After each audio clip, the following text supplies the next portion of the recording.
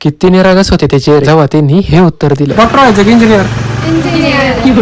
10वीला 90+ mark असणं म्हणजे आजकाल iPhone असल्यासारखं झालं. कोणाकडे पण राहतोय. पण खरी मजा तेव्हा येते जेव्हा तेवढे मार्क 12वीला आणि त्यातल्या त्यात CET ला पडते. पण iPhone तरी महागडे कोचिंग सारखा महाग राहतोय. पण तेच क्लास आपल्याला ग्रामीण भागात आणि अँड्रॉइडच्या भावात भेटले तर वर रील स्टार नाही डॉक्टर आणि इंजिनियर बनते.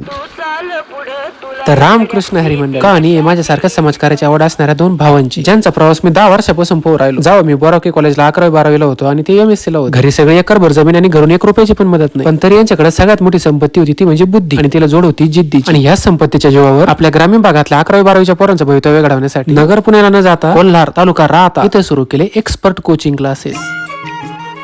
आता ही झाली भावनिक बाजू. पण कोचिंग हा असा विषय जिथं दर्जा दाखवल्याशिवाय गर्दी होत नसते आणि ती गर्दी झाली नाही तर क्लासला नवीन हॉल बांधा इतकी प्रगती होत नसती. आता या मॅडम यांच्या CET टेस्टचा ऑनलाईन निकाल पालकांच्या मोबाईलवर पाठवून राहिले तर आपण डायरेक्ट पोरांनाच विचारू क्लास कसा आहे. हे विचारायच्या आधी सरांना म्हणलं का तुम्ही बाजूला जा आणि पोरांनी खरं सांगायसाठी त्यांना डायरेक्ट क्लासरूम मध्ये दरवाजा लावूनच विचारलं. खरं सांगा सर लोक शिकवायला कशी?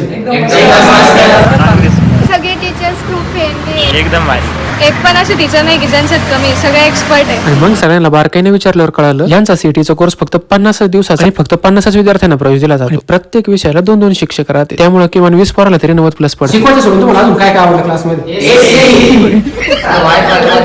ते सोडा माझ्या गाडी फिरायची ते वर्गात गेलं मला. रामकृष्ण हरी.